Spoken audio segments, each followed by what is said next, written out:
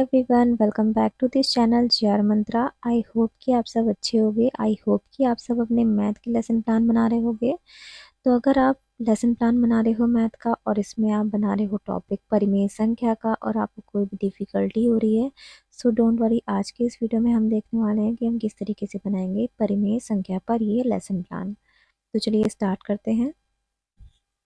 आप इस टॉपिक को क्लास 7, 8, 9, 10 में पढ़ा सकते हैं। ये कॉमन टॉपिक है। इसके बाद आप यहाँ पर लिखेंगे लेसन प्लान नंबर। आपका जो भी लेसन प्लान नंबर होगा आप फिल करेंगे। देन आप देख रहे हैं आगे है आपका क्लास का पीरियड। आपका जो भी क्लास का पीरियड होगा यहाँ पर आप फिल करेंगे। देन है आपका सब्जेक्ट। सब्जेक्ट में यहाँ पर होगा मैथ या गणित। फिर है आपका स्कूल। आपकी टीचिंग जिस स्कूल में लगी होगी आप उस शिक्षण संस्थान का नाम लिखिएगा।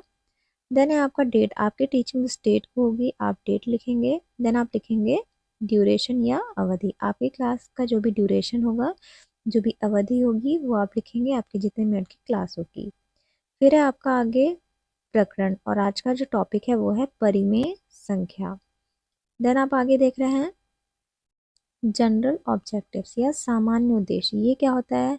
आपके मैथ लेसन प्लान बढ़ाने से आप बच्चों में क्या क्या चीज़ें डेवलप करते हैं, उनमें किन किन चीज़ों का विकास करते हैं, उनमें किन किन चीज़ों की जानकारी प्रदान करते हैं, इसे हम कहते हैं सामान्य उद्देश्य। इसमें कुछ आपके पॉइंट्स दिए हुए हैं, जैसे दैनिक जीवन में गणित के आवश्यक नियमों से बालक को अवगत कराना, गणित की समस्या समाधान के लिए आवश्यक गुणों तर्क चिंतन का बालकों में विकास करना, बालकों में जीविकोपार्जन की क्षमता उत्पन्न करना, छात्रों में गणित विषय के प्रति रुचि उत्पन्न करना, बालकों में चिंतन एवं तर्क शक्ति, विधि से निरीक्षण एवं निर्णय करने का अभ्यास कराना, गणितीय दृष्टिकोण से छात्र की मदद करना। तो ये आपके हो गया कुछ इसमें पॉइंट्स। इसके बाद हम आगे देख रहे हैं, आगे आपका विशिष्ट उद्देश्य। विशिष्ट उद्देश्य क्या है? मीन्स आपका जो टॉपिक है वो पढ़ाने से आप बच्चों में क्या क्या चीज़ डेवलप करेंगे, तो इसे हम कहते हैं विशिष्ट उद्देश्य। तो देखिए छात्र परिमेय संख्या के बारे में जान सकेंगे। ये हो गया आपका। इसके बाद देखिए आगे आपका शिक्षण सहायक सामग्री। मीन्स आप जब भी टीचिंग करते हैं तो कुछ चीज़ें आपकी हेल्प करती हैं टीचिंग में, तो इन सबको हम कहते हैं शिक्षण सहायक सामग्री या टीचिंग एड्स। तो इसमें देखिए जैसे चौक, चार्ट, डस्टर, लपेट श्यामपट्ट, पॉइंटर एक्सेट्रा, ये सारी चीज़ें हो जाती हैं आपकी इसमें। देन हम आगे देख रहे हैं, आगे आपका प्रीवियस नॉलेज। प्रीवियस नॉलेज क्या होता है? मीन्स पूर्व ज्ञान। आप जब भी बच्चों को कोई टॉपिक पढ़ाते हैं तो हमेशा उनको पूर्व ज्ञान से कनेक्ट करते हैं, मीन्स संबंधित करते हैं, ताकि आप उनको और भी अच्छे से जानकारी प्रदान कर सकें। तो देखिए यहाँ पर आप एक्सपेक्ट कर रहे हैं कि बच्चे कुछ ना कुछ परिमेय संख्या के बारे में जानकारी रखते होंगे।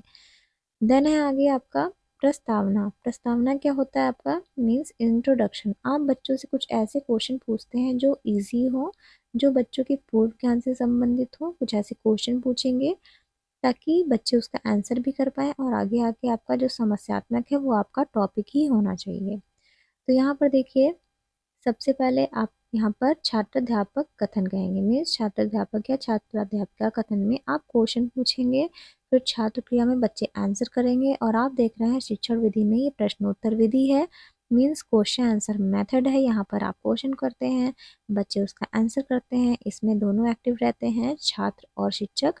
तो इसे हम कहते हैं प्रश्नोत्तर विधि।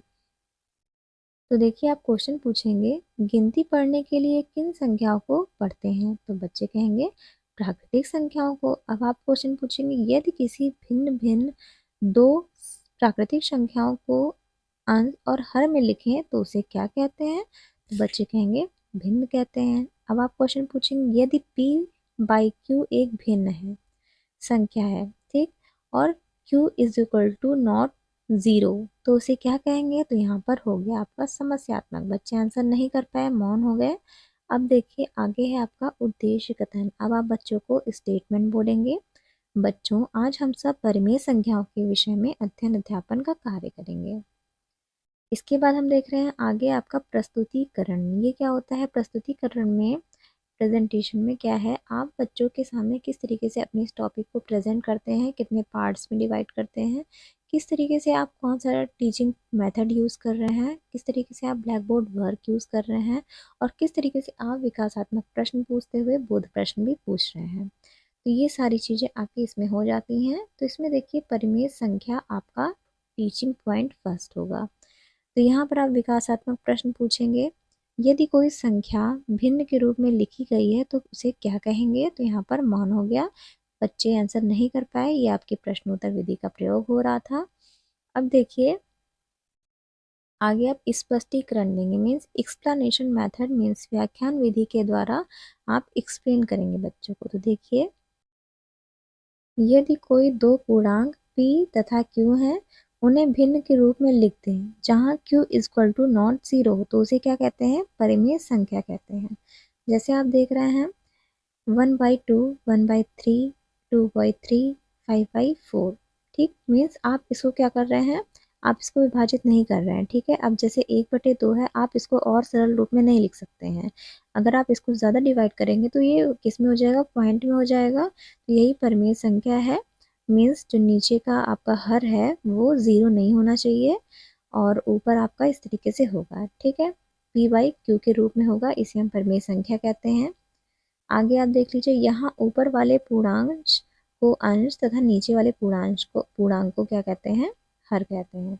अब हम आगे देख रहे हैं बोध प्रश्न है आपका और इसके बगल में आपका क्या है? श्यामपट्ट सारांश। श्यामपट्ट सारांश मतलब आप जब भी कोई चीज़ पढ़ा रहे हैं तो मैथ में तो आपको ज़्यादातर चीज़ें ब्लैक बोर्ड पर ही लिखनी होंगी, क्योंकि बच्चे ओरली नहीं समझ पाएंगे। तो जो चीज़ आप एक्सप्लेन कर रहे हैं उसको आप ब्लैक बोर्ड पर भी लिखते चलेंगे। ठीक है, अब आप देख रहे हैं बोध प्रश्न। बोध प्रश्न क्या है? आप जितना भी अभी एक्सप्लेन किए हैं अपने टीचिंग पॉइंट में, उससे रिलेटेड कुछ क्वेश्चन पूछेंगे ताकि आप बच्चों को इवेलुएट कर सके कि बच्चों को समझ में आ रहा है कि नहीं। बोध प्रश्न में आप क्वेश्चन पूछेंगे परिमेय संख्या किसे कहते हैं, परिमेय संख्या के उदाहरण लिखिए। तो ये आपका बोध प्रश्न हो गया। ठीक है, हम आगे चलते हैं।